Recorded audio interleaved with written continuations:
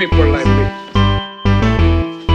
You need people like me so you can point your f***ing fingers and say, that's the bad guy. That's the bad guy. That's the bad guy. That's the bad guy. That's the bad guy.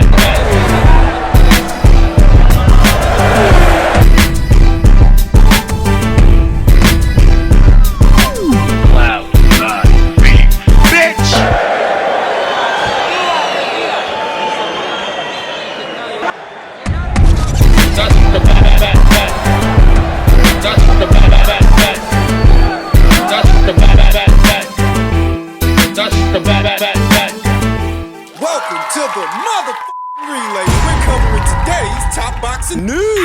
Okay, we'll start with this. Amateur standout turned professional boxer and unified champion Marlen Esparza says, I want the day where my son can Google my name and say, my mom was an undisputed champion. Becoming undisputed is my whole life, Esparza told BoxingScene.com. I will die happy when that day happens. My earliest memory of boxing was when I was 5 or 6 years old. It's all that I have dreamed of. I have the right coaches, the right people around me to get there. I can rest peacefully when that happens. I want the day where my son can Google my name and say, yeah, my mom was the undisputed flyweight champion. For a while, I felt that Marlen Esparza was on track to achieve that goal. And even now, I would give Marlen Esparza good odds to potentially beat Argentinian champion Leonela Paula Judica, this division's longest reigning champion. I think Marlen Esparza's got what it takes. Yeah, I could see Marlen Esparza taking Leonela's blue belt. Neither Leonela Judica or Marlen Esparza can be accused of being particularly heavy-handed. But Leonela Judica has shown vulnerability against lesser fighters than Marlen Esparza. But in terms of form and finesse, that edge must go to Marlen Esparza. Technique-wise, I think she is a better boxer than Leonela Judica. Golden Boy is still working with the promoters of the other champions to make those fights happen, noted Esparza, who has won 5 straight since a technical decision loss to Senicia Estrada. I don't get too caught up in the business. They've always done right by me, even if it's not always at the pace that I'd like at the moment, so I trust they will get it done. And they can. The other 2 champions at this weight, Leonela Paula Judica and Gabriela Alanis, they're not with major promotional outfits the same way that Marlen Esparza is, Golden Boy Promotions. And while Golden Boy here today isn't everything that they used to be, they are still enough that they can get these fights over the line. They can make them happen. It's actually winning those fights where things gets interesting. For now, I got my mandatory, and I'm glad we're getting it now. I just became unified champion in April.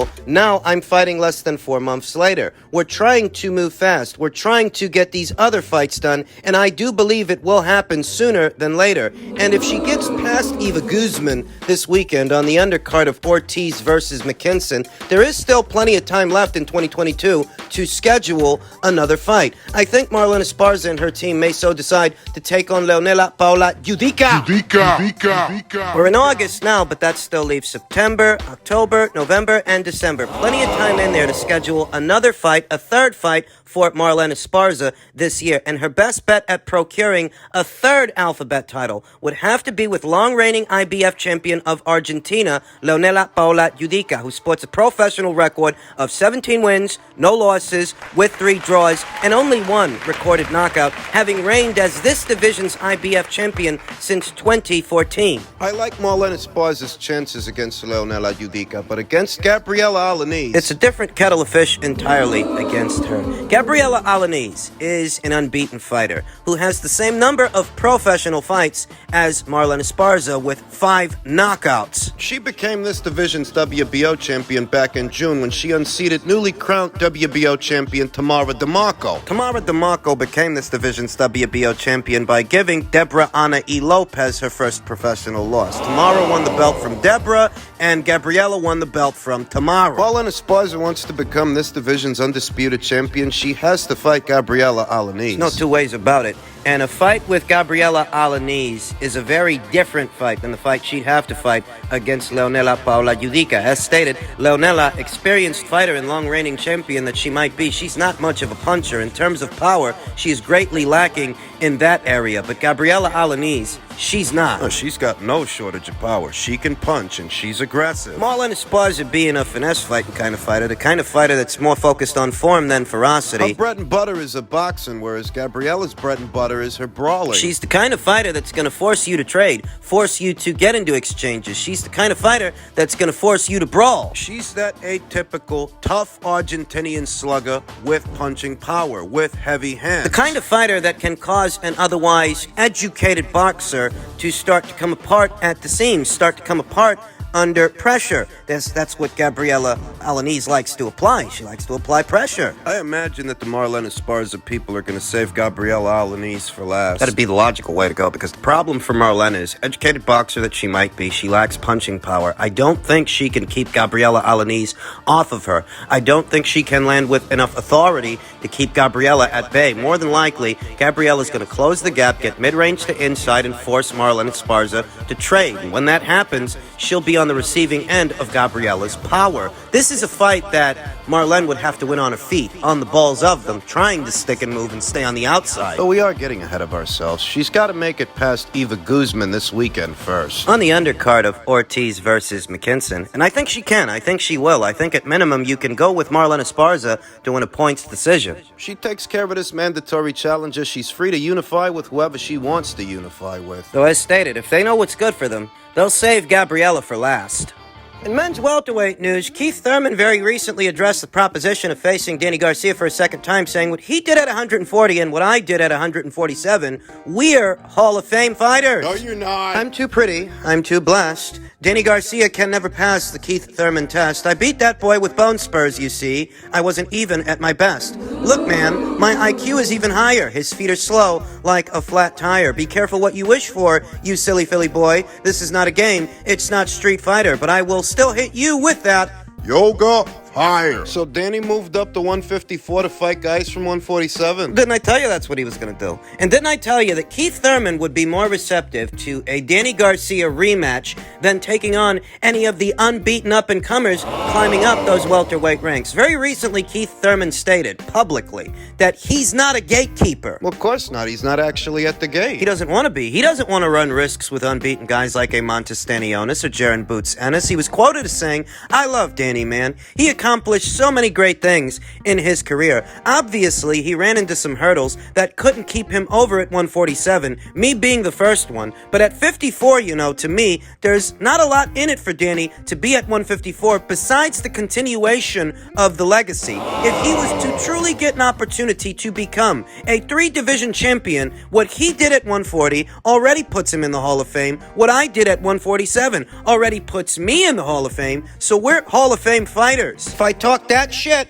it's with all due respect. I can play jump rope, Thurman said. We can do whatever is good for the fans. I can compromise to make a good fight happen. But right now, I'm ready to go. I've been ready to go. I don't know when he's going to get back into the ring. At the end of the day, I think it's a good fight. I'm surprised it took him this long to really bark at the rematch. It was a tremendous fight when it happened. I had a great rivalry with him. If it's Danny's intention to get his feet wet at 154 pounds, why would he run it back with a welterweight? Danny's exodus to 154 pounds and Keith Thurman's proposed exodus to meet him there. This isn't about continuing a legacy. This is about seeking refuge. Refuge from the Jaron Ennises and a Montestanionis of the world. Refuge from the Vergil Ortizes of the world. That's what this is really about, because all you're doing is going up to 154 to fight guys from 147. The fight for a title, Danny might have to go through Sebastian Fundora by way of the WBC. Russia's own Murtazaliev by way of the IBF.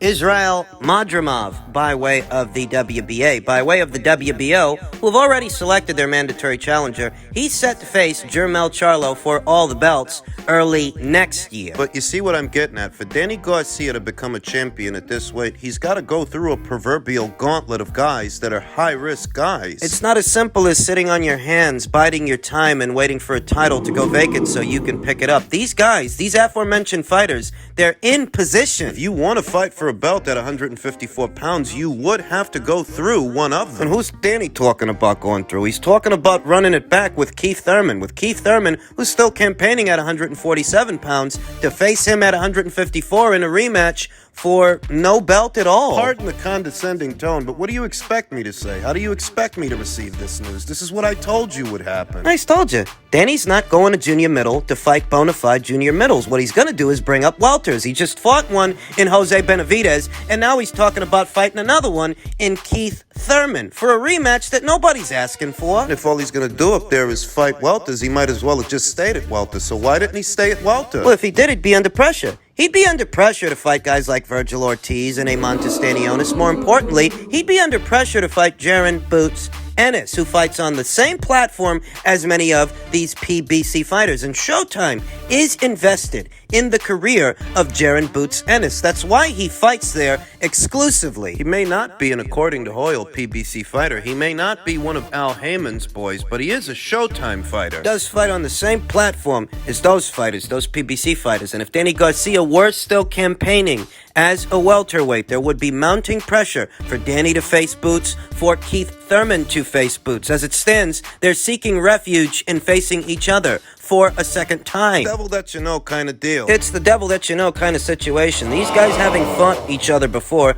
there is a level of familiarity there to where they're both comfortable running it back. Whereas with Jaron Boots Ennis, they're both under grave threat of being stopped. When you reach that point to where you get stopped by an unbeaten up-and-comer, you're officially a gatekeeper. Demanding those inflated purses that far exceed your actual market value, your marquee value, that's off the table. I want you guys to pay attention to something. You remember when Jose Zapata went to New York to fight Josue Vargas? It was a risky situation for Jose Zapata fighting Josue Vargas in his neck of the woods, having already fought in wars. The war with Ivan Baranchyk, the lackluster showing against Hank Lundy. Josue Vargas being the younger guy with home field advantage, a guy that Top Rank was so obviously developing, so obviously grooming. They matched him against Jose Zapata, and no fuss, no muss. The fight got done. Jose didn't complain. He goes to New York. He knocks that guy's block off. He effectively earns his spot. And as a result of that, he is now in a pole position to fight for an alphabet title. But you see what I'm getting at, and you see what he had to do. He had to knock that guy's block off because that guy was an up-and-comer. He had to show that he still got it. Danny Garcia and Keith Thurman, they don't want to do that. They don't want to take on an up-and-comer. They don't want to take on an Amon Stanionis, a Vergil Ortiz, or a Jaron Boots Ennis. They don't want to have to do that because it's too risky. Ideally, the unbeaten up-and-comer ends up facing former champions on his way up those ranks to prove that he's got what it takes. The PBC have two former champions right there fighting on Showtime, but neither one of them wants to fight a guy like a Jaron Boots Ennis, so therein lies a dilemma. There's the problem. I'd wager there'd be more buzz around a Danny Garcia versus Jaron Boots Ennis fight or a Keith Thurman versus Jaron Boots Ennis fight than them fighting each other for a second time. Nobody wants to see them fight for a second time. Their faded glory. They want an element of danger. They want... You know what they don't want? They don't want to see two guys playing it safe and facing each other instead of facing an unbeaten comer like Jaron Boots Ennis. Talking all of this faded glory stuff, Hall of Fame stuff, we've already seen these two guys share the squared circle. We already saw these two guys share the ring. And after the fight, nobody was clamoring for a second fight, for a rematch, let alone 4 or 5 years later. After their initial meeting, no, this is not what people want to see. So if these two Hall of Famers have it their way, that's what people are going to get. And just in keeping with the theme of welterweight news, budding, unbeaten, up-and-coming welterweight Vergil Ortiz says he's staying at 147 pounds until he gets a title, and hopefully he doesn't have to wait too long. But he might, because the welterweight division really is one of the more political divisions in the sport of boxing today. It's not even all necessarily on him as a fighter or Golden Boy as a promotional outfit, maybe beyond their powers. We know who's got most of the alphabet titles at that weight. I guess it depends on the opportunities I get once I win the belt. Ortiz told BoxingScene.com, if I have to wait for that second belt as long as I did to get the first belt, then I'll probably be like, fuck this, I'm moving up. If I get another crack at another title soon after I win my first belt, then I'll stick around for that. Very recently, Keith Thurman jumped up in the WBC's ranked standings ahead of Vergil Ortiz. Keith Thurman is now ranked at number 1 with Vergil Ortiz ranked right behind him at number 2. And ideally, the WBC would order a fight between them regardless regardless of their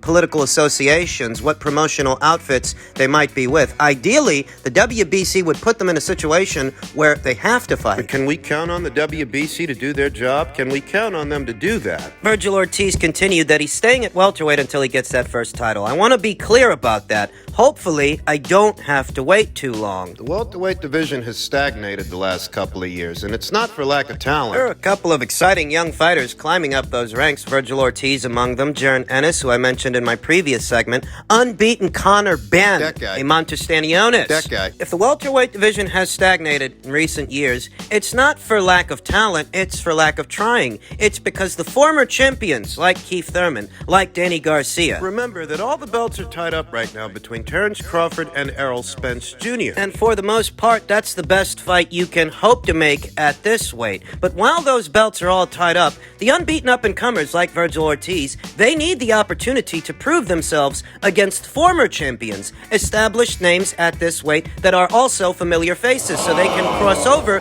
to a more mainstream audience. And the problem is they can't do that because these former champions don't want to fight them. They don't want to have to earn their seat. They don't want to have to earn their spot. They think they've done enough already. When a former unified welterweight champion in Keith Thurman issues out a public statement stating that he's not a gatekeeper, that's something you have to prove. I mean, literally, in this business, that's something that you have to go out there and show the world, that you're not cannon fodder for just any unbeaten up-and-comer climbing up those ranks. What other function, what other purpose is there for a former champion still campaigning at welterweight if not? What the hell are you still hanging around for if you don't want to fight anybody? You take 2 years off from the sport, you don't do nothing. You come back, you fight a super lightweight coming off a knockout loss who's moving up to welterweight, and that gets you a number one rank. That gets you a number one spot. What Keith Thurman wants is to be fast-tracked to a title, when ideally, he should have to earn it, the same as anybody else. He should have to fight a Jaron Boots Ennis. He should have to fight a Vergil Ortiz, who's ranked right behind him at number 2. Keith Thurman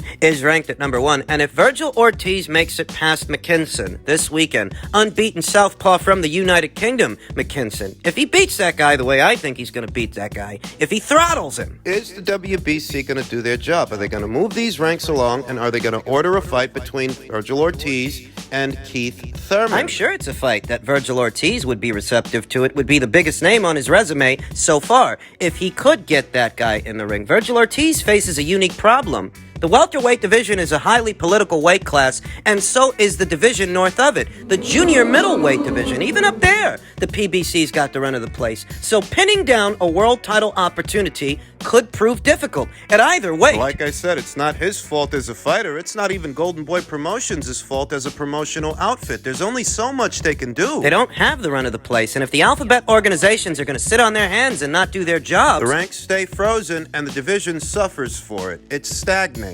curious to see what happens after this weekend's fight between Ortiz and McKinson. Vergil says he's not leaving welterweight until he gets the chance to box for an alphabet title, but how long is that going to take? Because he's a big boy and he's still growing.